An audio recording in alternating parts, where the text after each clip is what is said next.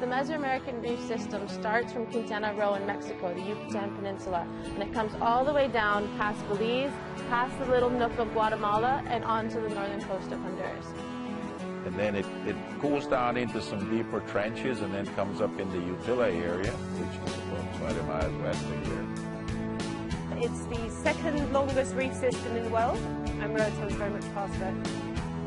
It's pretty amazing how many people benefit from the reef. In our area specifically, we benefit hugely by the tourism that the reef brings in. Also what we get is we get the protection. It's a huge protection to the coastal area. So hotels, houses, beaches, all that stuff, we wouldn't have them in the areas we have them if we didn't have the reef so close to shore to protect us. Every single square inch of that reef has a life form, has something going on.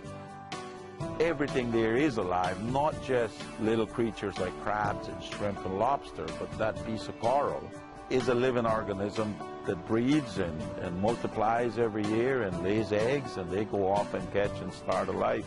If you look at something and you think, oh, well, there's nothing growing there. If you look closer, there's something growing everywhere out there. It's extraordinary, you know, and you get snorkelers that go out there and they stand because they need to adjust their mask.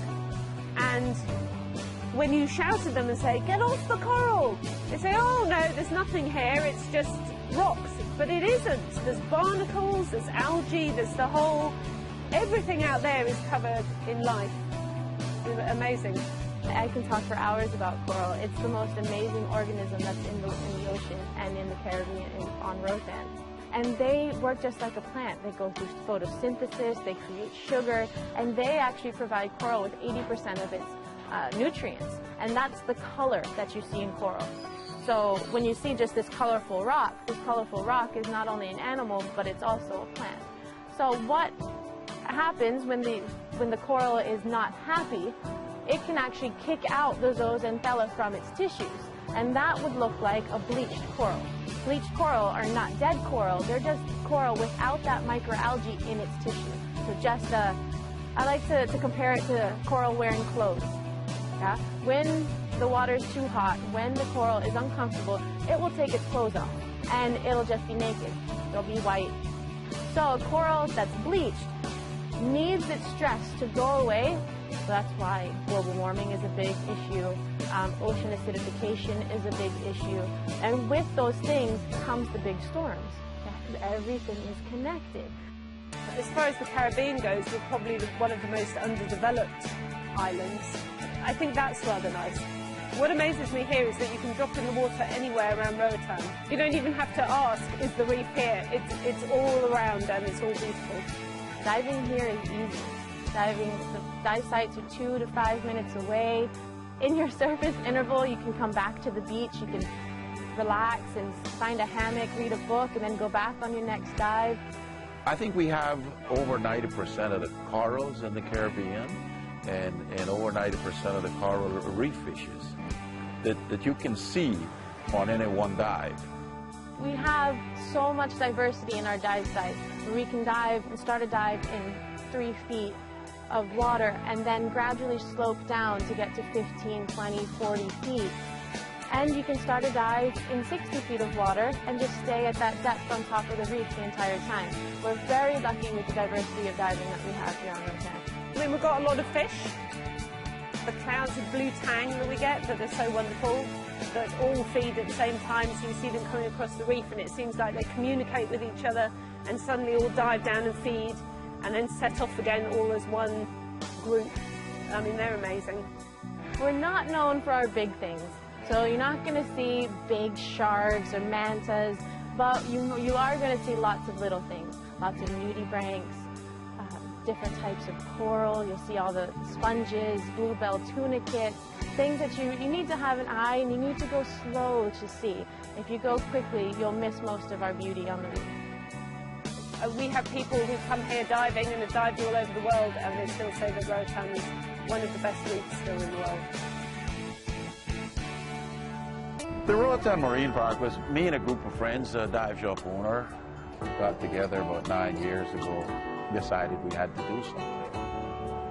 And this came about after people like me who've been out here for over 30 years saw it when it was really good and saw it as it started to be depleted. Now we have grown, you know, it's pretty big, it's pretty strong, and more members is coming on, more and more dive businesses and dive communities is backing us. I think we're gaining ground. I think education is key to a lot of what we're going to get done here. We've got to educate people, and people are starting to pay attention. We're starting to get people ears. And we're finding more and more volunteers, local people who step up and say, yeah, let's do this. We're working hard on reducing plastic use throughout the island, recommending reusable shopping bags, and we're meeting with big store owners now that is coming on board to help us put those in place. I do like working for the Roatan Marine Park. It's a fun place. The team that we have up there, we work really well together. We work hand in hand with the government, and they help us out. We're responsible for all the marine infrastructure in the marine protected area, so the mooring lines, the channel markers, things that keep people safe going in and out of the reef day and night. The Marine Park is the only organisation here that really does actively help protect the reef.